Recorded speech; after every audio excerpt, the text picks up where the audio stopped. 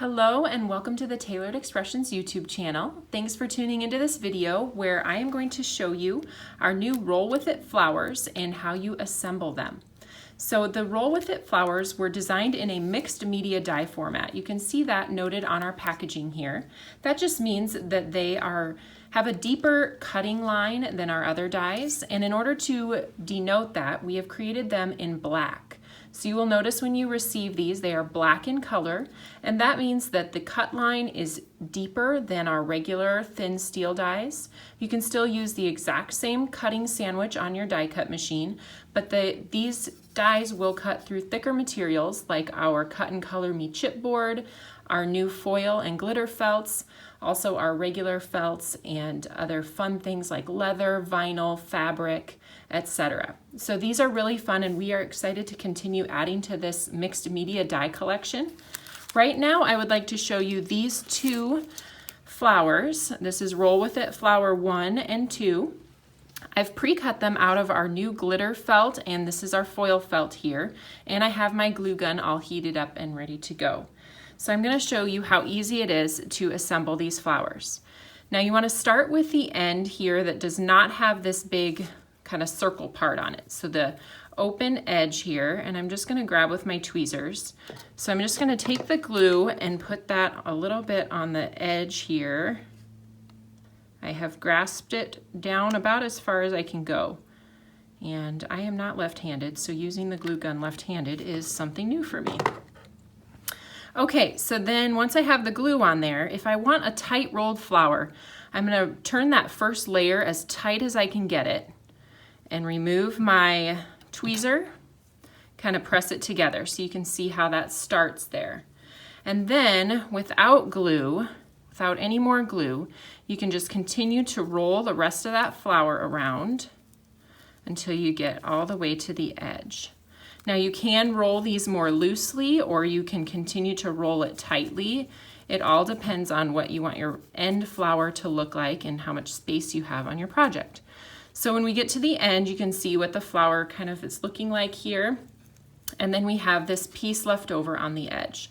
So we're going to go ahead and take that and just glue it to the bottom of this flower. So I'm going to wrap this a little bit tighter here.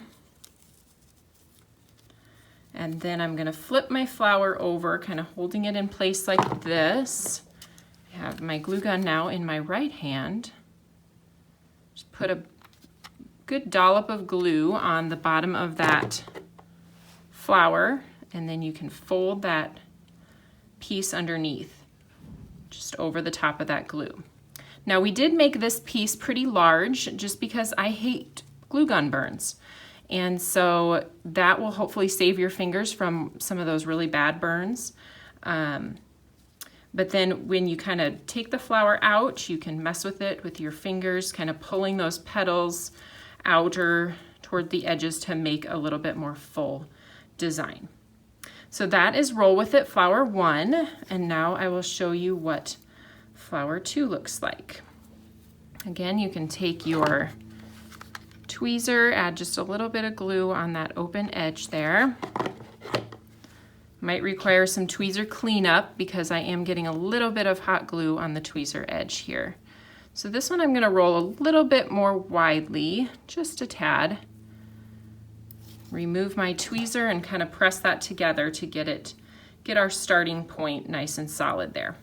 So then I'm going to go ahead and wrap this again, removing those icky glue gun strings.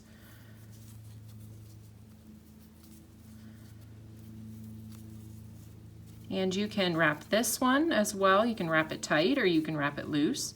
I'm kind of doing I'd say a medium tight, not too tight, but not super loose either. So then when you're done, again, you'll kind of squeeze the base of your flower together, add some glue on there.